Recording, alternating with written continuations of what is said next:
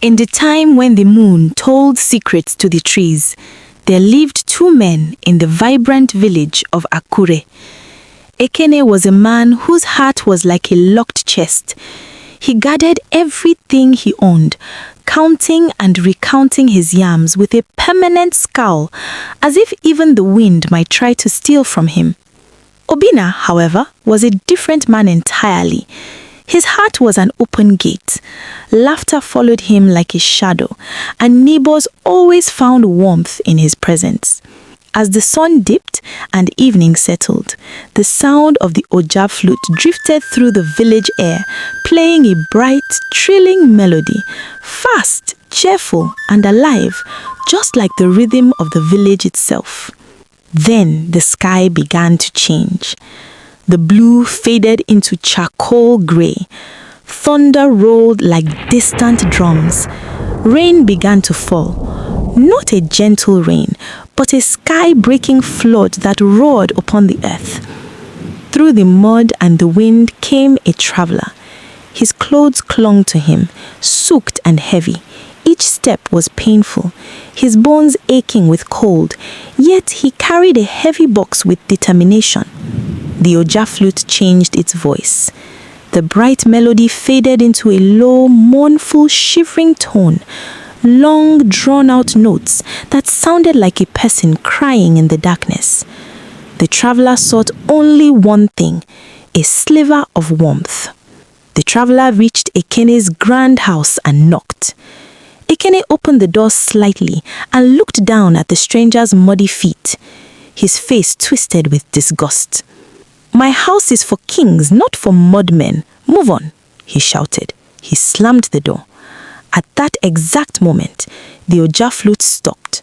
Silence, sharp and sudden. Then came a few harsh staccato notes, cold and mocking, like laughter without joy. And though Ekene's heart still burned, something in his house seemed to grow cold, as if warmth itself had turned away from him. The traveler continued down the road until he reached Obinna's home. Without hesitation, Obinna pulled him inside. His wife brought a dry cloth and gently wrapped it around the stranger's shoulders. They sat together beside a small glowing fire. Obinna had little, only a small pot of soup and a single mat.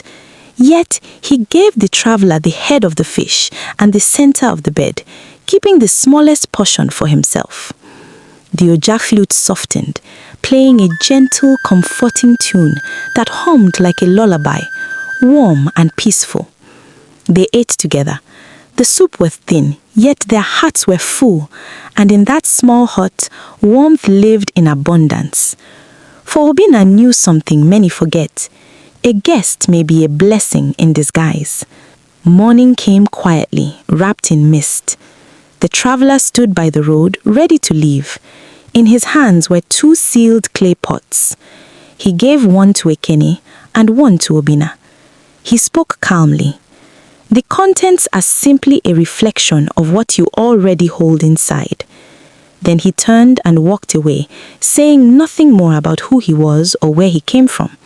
The Oja flute rose into a high, mystical trill, light and fleeting, like a bird taking flight into the sky. Unable to wait, Ekene broke open his pot first. A cloud of grey ash burst into the air, and biting ants swarmed out, stinging and crawling.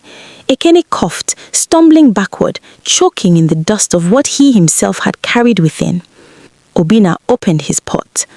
From it poured gold beads and clear healing water, shining in the morning light like a blessing made visible. The Oja flute soared into a triumphant melody, rising higher and higher until it filled the air like sunlight itself. And so it was said. Ekene found only the dust of his own soul, but Obinna found the harvest of a lifetime. For kindness is a seed that once planted never stops growing.